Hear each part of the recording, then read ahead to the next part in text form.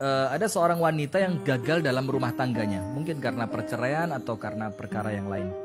Kemudian setelah berjalan waktu cukup lama, faktor usia juga, sampai akhirnya seakan-akan harus nggak mikir ke sana lah, nggak mikir nikah lah, nggak mikir dapat jodoh lagi lah.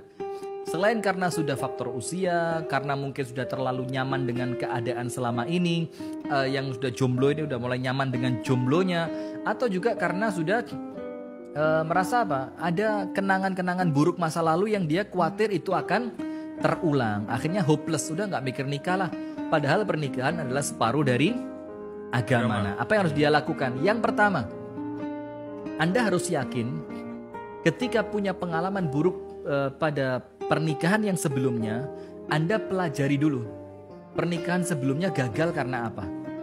Kan tentu tidak mungkin ada kegagalan tanpa sebab. Maka difikirkan, ini saya sebelumnya gagal karena apa ya?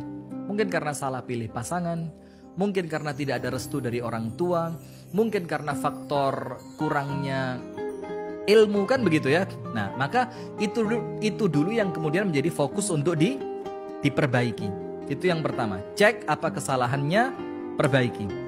Yang kedua, harus punya husnudzon, baik sangka kepada siapa? Allah Subhanahu wa Ta'ala. Ketika Anda sudah berikhtiar dengan baik, Anda sudah menjalani prosesnya dengan baik, Anda betul-betul mengikhlaskan niat karena Allah, Anda harus husnudzon sama Allah. Jangan putus asa, karena putus asa ini merupakan sifat yang dibisikkan oleh siapa? Oleh setan. Jadi setan itu senantiasa membisikkan keputusasaan. Udahlah, siapa juga yang mau sama kamu? Nah, toh nanti kalau dapat suami juga belum tentu baik. Kalau terulang rusak seperti rumah tangga sebelumnya bagaimana? Padahal Allah menjanjikan untuk Anda kebaikan apabila Anda berikhtiar dengan baik. Itu yang kedua. Kemudian yang ketiga, Anda tidak tahu nanti rumah tangga yang berikutnya akan seperti apa. Benar, ada kemungkinan terulang keburukan yang sama.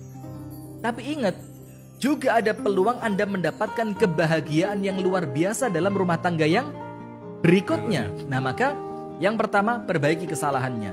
Yang kedua, husnudzon kepada Allah. Yang ketiga, karena kita sama-sama tidak tahu takdir kita akan berjalan kemana, maka ayo bismillah nikah dulu. Tentu bukan dengan saya ya, mungkin carilah calonnya yang tentu baik gitu ya. Calon yang tentu baik, calon yang insya Allah mengerti agama, yang orangnya nampak pengertian, seperti itu kan.